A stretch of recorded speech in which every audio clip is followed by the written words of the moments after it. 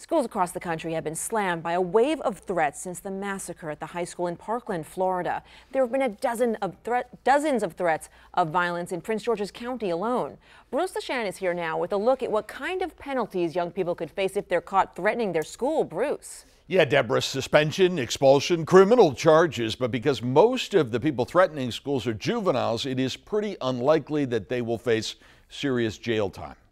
In Prince George's, a 15-year-old who allegedly posted pictures of guns and pledged to start shooting, now charged with making threats of mass violence. Everybody panicking, everybody trying to get out. In Fairfax, an 18-year-old charged with threatening a school.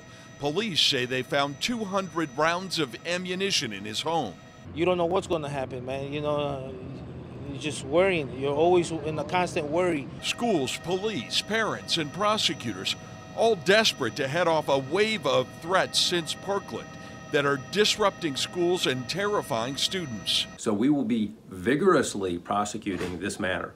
But the reality is judges may be reluctant to put young people behind bars. The juvenile justice system is a restorative justice system, and it's more focused on the rehab and treatment. 5 years ago, Alexander Song threatened to shoot up the University of Maryland and kill enough people to make national news. He was an adult but never went to prison. Maryland law at the time only allowed prosecutors to charge him with disturbing activities at a school and misusing the telephone. We need people to understand that you can't make these threats. The Prince George's prosecutor helped rewrite the law, and the penalty for adults is now as much as 10 years in prison. And experts say even for kids, there are consequences. Kids need to realize that you cannot put the threat back into the smartphone once you press send. All threats are going to be treated seriously.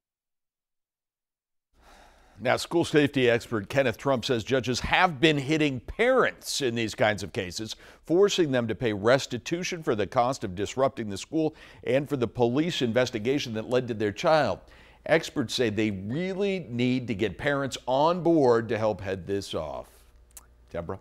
Thank you so much, Bruce. Well, the penalties for making threats vary widely by jurisdiction, and prosecutors say they really need to look case by case to determine what's an appropriate punishment.